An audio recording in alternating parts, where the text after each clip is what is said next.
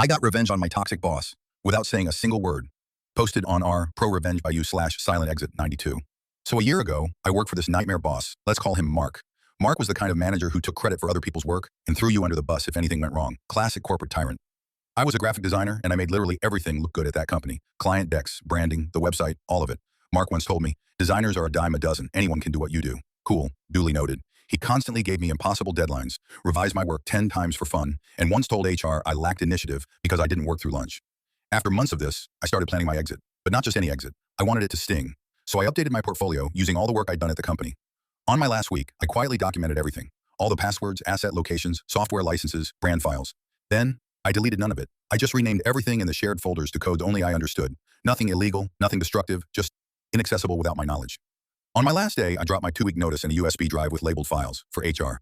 I told them I loved the company but couldn't work under Mark anymore. Turns out they'd been getting complaints about him for months.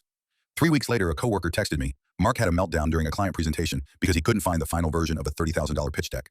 He blamed me. HR finally launched a formal review.